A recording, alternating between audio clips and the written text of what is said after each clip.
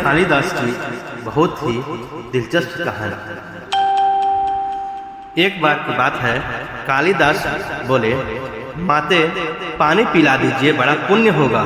स्त्री बोली, बेटा मैं तुम्हें जानती नहीं, अपना परिचय दो, मैं अवश्य पानी पिला दूंगी। कालिदास ने कहा, मैं पथिक हूँ, कृपया पानी पिला दें। स्त्री बोली, तुम पथिक कैसे हो सकते हो? पथिक तो केवल दो ही हैं, सूर्य एवं चंद्रमा, जो कभी रुकते नहीं, हमेशा चलते रहते हैं। तुम इनमें से कौन हो, सत्य बताओ। कालिदास ने कहा, मैं मेहमान हूँ, कृपया पानी पिला दें। स्त्री बोली, तुम मेहमान कैसे हो सकते हो? संसार में दो ही मेहमान हैं, पहला धन और दूसरा यौवन, इन्हें जाने में समय नहीं लगता। सत्य बताओ, हो कौन तुम?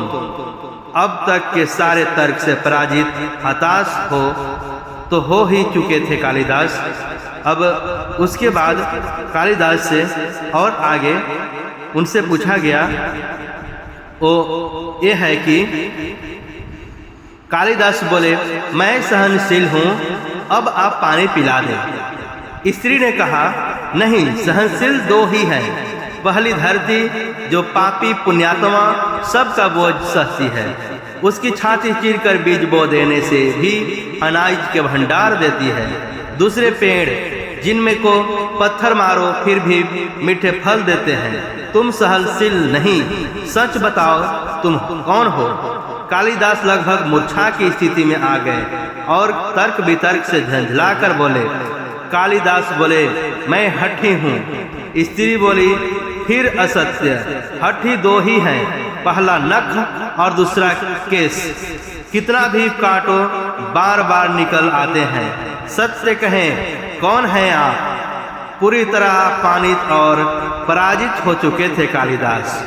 उसके बाद उन्हें और कालिदास ने कहा, फिर तो मैं मूर्ख हूँ। स्त्री ने कहा, नहीं, तुम मूर्ख कैसे हो सकते हो? मूर्ख दो ही हैं, पहला राजा जो बिना योग्यता के भी सब पर शासन करता है, और दूसरा दरबारी पंडित जो राजा को प्रसन्न करने के लिए गलत बात पर भी तर्क करके उसकी सही सिद्ध करने की चेष्टा करता है। कुछ बोल न सकने की स्थिति में कालिदास वृद्धा के पैर पर गिर पड़े और पानी की याचना में गिड़गिड़ाने लगे। वृद्धा ने कहा, उठो वश।